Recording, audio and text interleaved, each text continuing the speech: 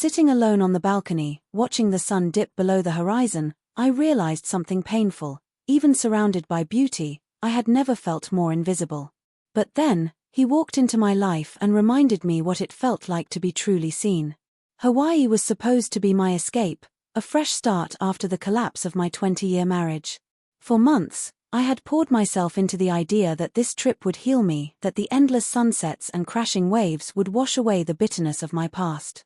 But as I sat on the balcony of my luxury resort, staring out at the endless expanse of blue, all I felt was empty. The divorce had been brutal, not just for the loss of my husband but for the realization that the life I had built was nothing more than a fragile illusion. The settlement had left me financially secure, but it couldn't fill the hollow ache in my chest or the loneliness that seemed to stretch out endlessly in every direction. Days passed in a monotonous blur. I wandered the pristine beaches, admired the lush landscapes, and even forced myself to smile at passing strangers. But the beauty of the island felt distant, like it belonged to someone else. I spent my evenings nursing glasses of wine in front of the TV, the sound of laughter from nearby rooms only deepening my sense of isolation. I had always been the caregiver, the problem solver, the one who held everything together. But now, without anyone to lean on me, I felt unmoored, adrift in a sea of uncertainty. The weight of my past pressed down on me, suffocating any hope I had of finding joy in the present. One morning, determined to break the cycle of despair, I decided to explore the resort. I wandered to the tiki bar, hoping a drink might lift my spirits. The sun was already warm, the scent of salt and tropical flowers heavy in the air. That's when I saw him. He was standing behind the bar, tall and athletic, his bronzed skin glowing in the soft light. His easy smile and confident demeanor drew my attention immediately. I felt a flicker of something I hadn't felt in years, a spark, faint but undeniable. As he turned to greet me, his eyes met mine, and for the first time in what felt like forever, I didn't feel invisible. "What'll it be?" he asked, his voice smooth and warm. And in that moment, I knew my life was about to change in ways I couldn't have imagined. At first, it was just harmless banter, exchanging light jokes over the rim of my margarita, his smile making the island sun seem dim by comparison. Glenn, as he introduced himself, was effortlessly charming. He had a way of making you feel like you were the only person in the room, and in those moments, it was easy to forget the loneliness that had defined my days. But as the days passed, the easy conversations turned into something more. Glenn began to ask questions that went beyond surface-level pleasantries. "What brings you to Hawaii?"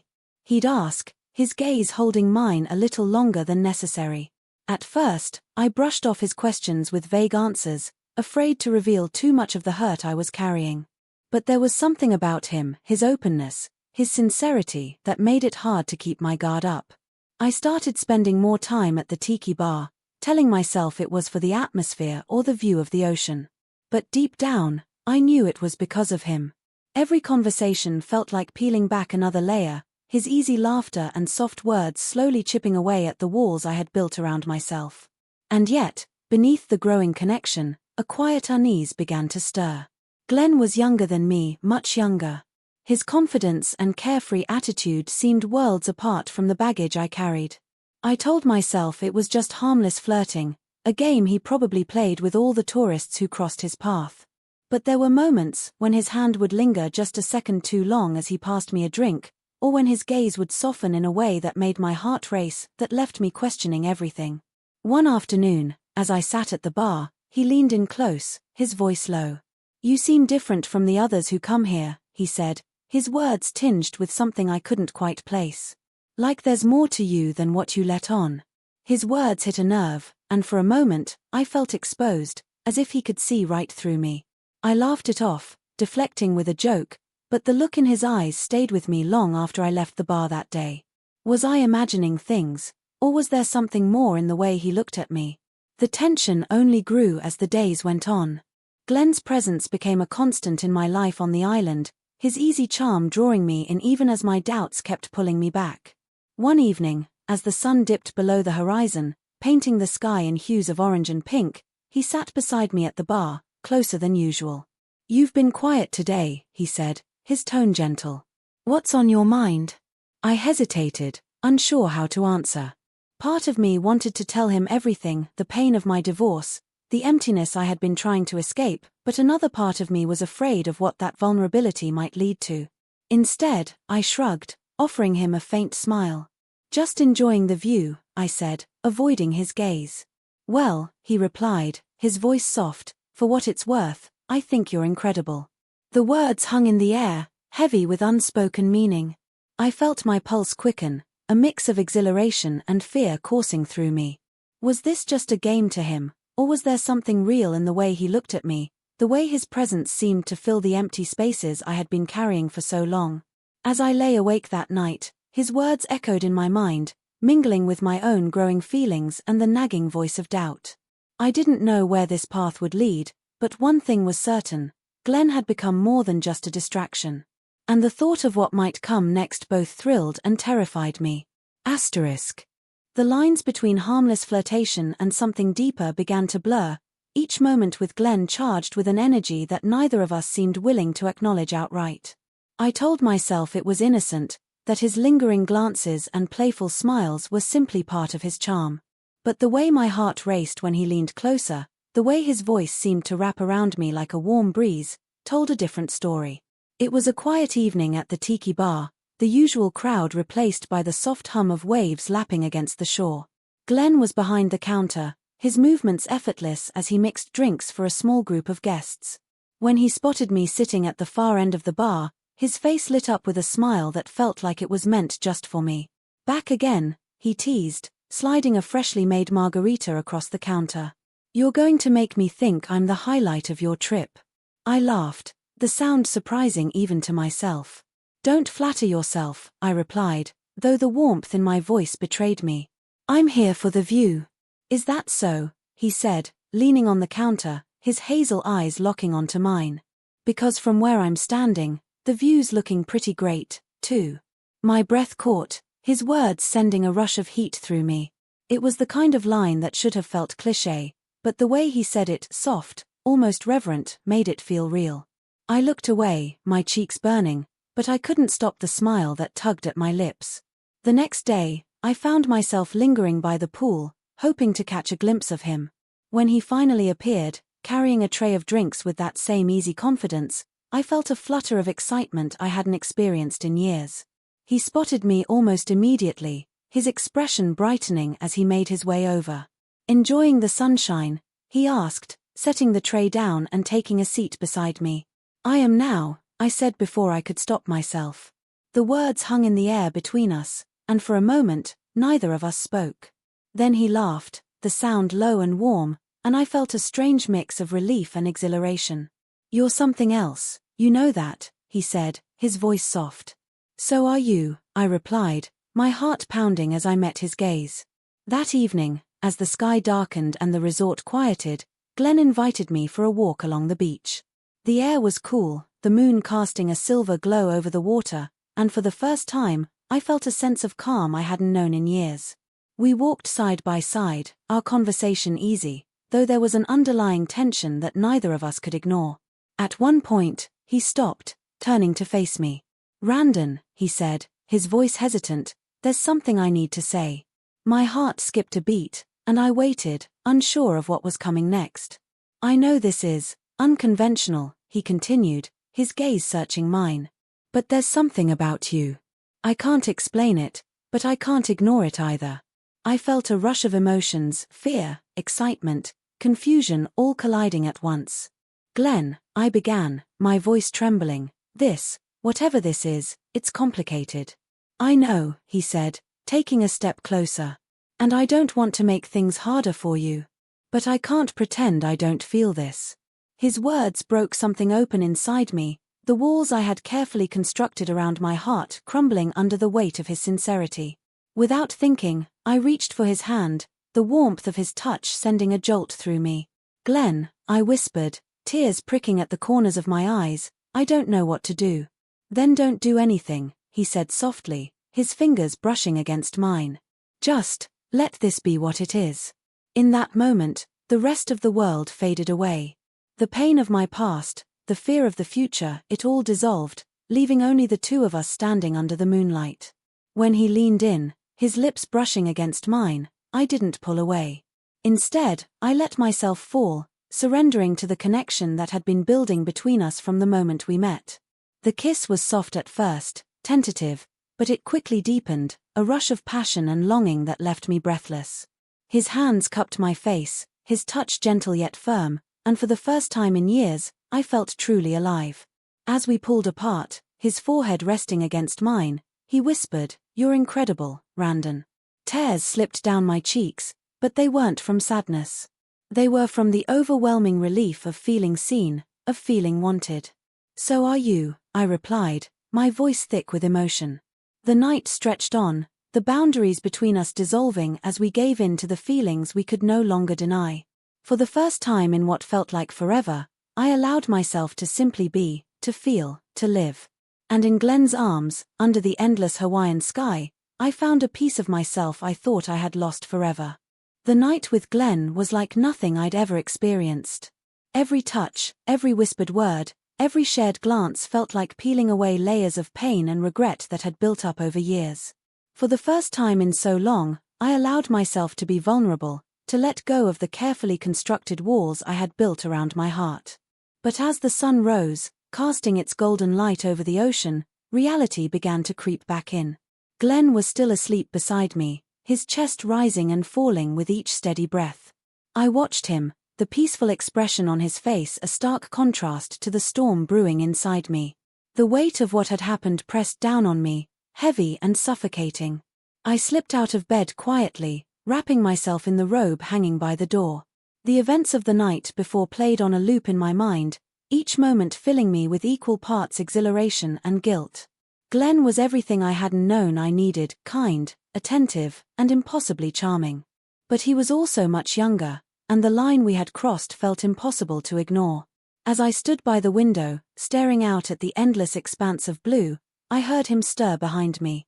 "Good morning," he said, his voice low and still tinged with sleep. I turned to face him, my heart aching at the sight of his easy smile. "Good morning," I replied softly, forcing a small smile of my own. He sat up, running a hand through his tousled hair. "What's wrong?" he asked, his expression shifting to concern. I hesitated, the words caught in my throat. How could I explain the whirlwind of emotions tearing me apart? Finally, I took a deep breath and said, "Glenn, last night was incredible. But it was also complicated." He frowned, swinging his legs over the side of the bed.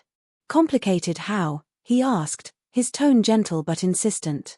I wrapped my arms around myself, searching for the right words.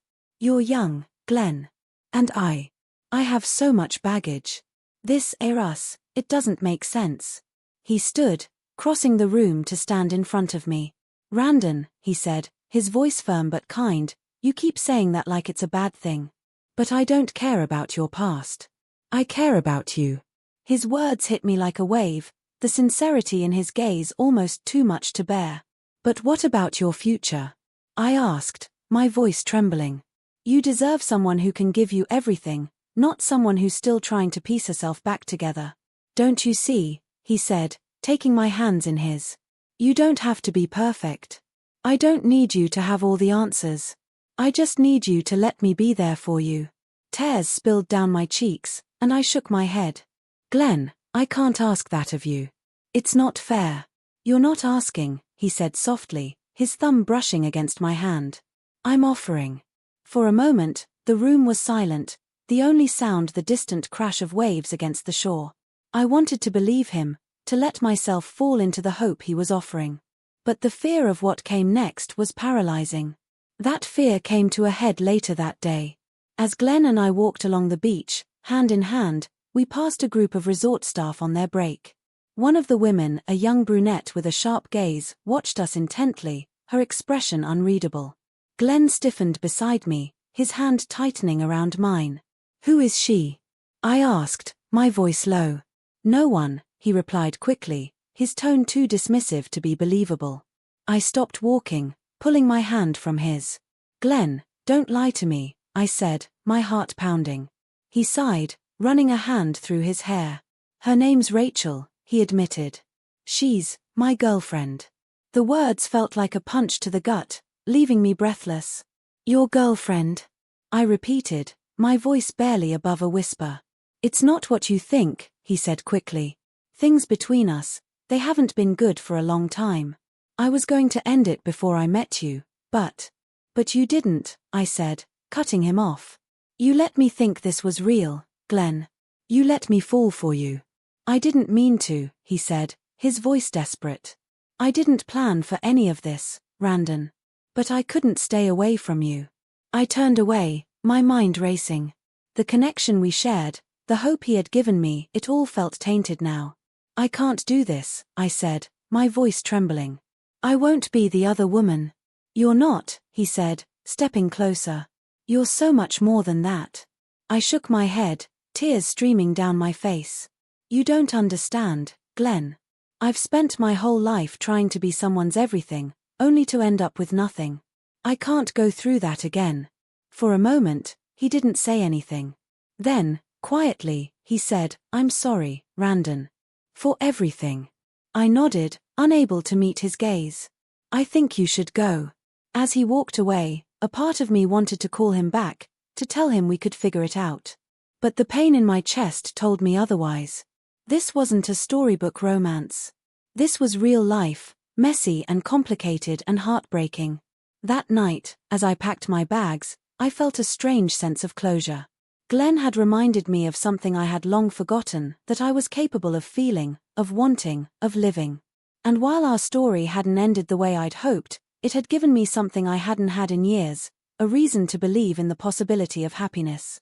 The next morning, as the plane lifted off, I stared out the window, watching the island fade into the distance. I didn't know what the future held, but for the first time in a long time, I felt ready to face it. Because even though Glenn and I hadn't worked out, he had taught me something invaluable, that I was still worthy of love, even with all my flaws and scars. And that was a lesson I would carry with me, wherever life took me next. The flight home was long, a blur of clouds and miles that only seemed to drag on. I kept my eyes focused on the window, the view outside a hazy reflection of my own thoughts, broken, fragmented, yet still searching for something. I thought about Glenn, about what could have been, and the whirlwind of emotions that had consumed me on that island. But most of all, I thought about the consequences of everything that had happened. The moment I stepped off the plane, the weight of my life back home hit me like a ton of bricks. The bright lights of the airport, the hustle and bustle of people rushing to their destinations, it all felt so distant, so foreign. My heart ached with the memory of the warmth of Glenn's touch, the way he had made me feel alive again. But that was over now. I had let myself fall for a dream, and now I had to face the reality. The drive home was eerily quiet. The streets, once familiar and comforting, now felt cold and empty. I knew I had to face the consequences of my choices I had made in the heat of the moment, with a heart that had been broken and starved for attention.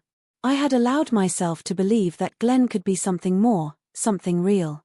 But now, as I sat in the silence of my car, I knew I had made a mistake. When I arrived at my apartment, the loneliness hit me harder than I expected. The empty rooms, the silence that echoed with memories of the life I had once shared with my ex-husband, it was all too much. I dropped my bags by the door and sank down onto the couch, burying my face in my hands. Tears began to flow, not just for the loss of Glenn, but for the loss of myself. I had let myself be swept away by the fantasy of a love I couldn't have. And now I was left with nothing but the hollow ache in my chest. The days that followed were a blur. I went through the motions, work, errands, routines, but everything felt dull, meaningless. The messages from friends and family offering support after my divorce felt like empty words, things I had heard 1,000 times before. Nothing could fill the void that Glenn had briefly lit up. I tried to distract myself, throwing myself into projects at work, keeping busy in an attempt to avoid confronting the pain of what I had lost. But every time I closed my eyes, Glenn's face appeared in my mind. The warmth of his touch, the way he had made me feel seen and special, it haunted me. I tried to tell myself that it was just a fleeting moment, that it didn't mean anything in the grand scheme of things. But deep down, I knew it did. I knew I had let myself feel something real, something powerful, only to have it ripped away before it could fully bloom. A few weeks later, I received a message from him. It was short, simple, but the words hit me harder than I anticipated. I hope you're doing okay, Randon. I think about you sometimes. Take care of yourself. Glenn. I stared at the message for what felt like hours, my heart pounding in my chest. There was so much I wanted to say to him about how he had made me feel, about how I had let myself get caught up in something I knew wasn't real. But I couldn't bring myself to respond. Instead, I deleted the message and set my phone down, feeling the weight of the decision settle over me. In the weeks that followed, I tried to move on. I focused on myself, on rebuilding the pieces of my life that had been shattered by the divorce and my brief affair with Glenn. I knew I couldn't go back to what we had. It had been a beautiful fantasy, but it wasn't something I could hold on to. And deep down, I knew I needed to face the truth that Glenn was part of the past, and it was time for me to move forward. But even as I tried to move on, I couldn't shake the memory of him. He had awakened something in me, something I hadn't felt in years, a sense of possibility, of connection. And though I knew it couldn't be, a part of me couldn't help but wonder if I had let the best things slip through my fingers. It wasn't until months later, when I found myself at a coffee shop on a rainy afternoon, that I realized something important. The pain of the past, the regret, the emptiness, I had been holding onto it for far too long. I had spent so much time trying to fill the void that I had neglected to realize that the only way forward was to let go. Glenn had come into my life at a time when I needed something to feel alive again, but now, I had to learn to live without him. As I sat there, sipping my coffee, I felt a sense of peace begin to wash over me. It wasn't immediate, but it was there, quiet, steady, like the rain falling softly outside the window. I had learned a valuable lesson during my time in Hawaii, that I was worthy of love, but more importantly, I was worthy of healing. And healing meant letting go of the past, no matter how painful it was. I didn't know what the future held, but I knew that I was ready to face it. I had started to rebuild myself, to find a new sense of purpose. And though I still thought of Glenn, I knew I was stronger for having let go of him. Our brief moment together had taught me that love wasn't something to chase, but something to grow into, at the right time, with the right person. The emptiness was still there, but it no longer consumed me. And for the first time in a long time, I felt like I could breathe again. Months turned into seasons, and though the memory of Glenn lingered like a warm shadow, my life began to take shape in ways I hadn't expected. Hawaii, with all its beauty and heartbreak, had been the catalyst I needed to start living again. I didn't leave the island with the love story I had imagined, but I left with something far more important, the realization that my life wasn't over. It was just beginning. The pain of the divorce had once defined me, leaving me hollow and unsure of my place in the world. But Glenn had reminded me of what it felt like to be seen, to be valued. His presence, fleeting as it was, reignited a spark within me that I thought had been extinguished forever. And though our time together was brief, it taught me lessons that would shape the rest of my life. I began to focus on myself, something I hadn't done in decades. I joined a local book club, where I met other women who, like me, were navigating life after major upheavals. Their stories of resilience inspired me, and soon, I found myself sharing my own, not just the heartbreak, but the small victories, the moments of clarity that had started to piece me back together. My mornings became sacred, a walk in the park, a cup of coffee at the corner cafe, and an hour spent journaling my thoughts. It was during one of these sessions that I wrote something that changed my perspective. Love isn't always about forever. Sometimes, it's about the moment, about being present, about feeling alive, even if only for a while. Those words became my mantra. Glenn wasn't my forever, and that was okay.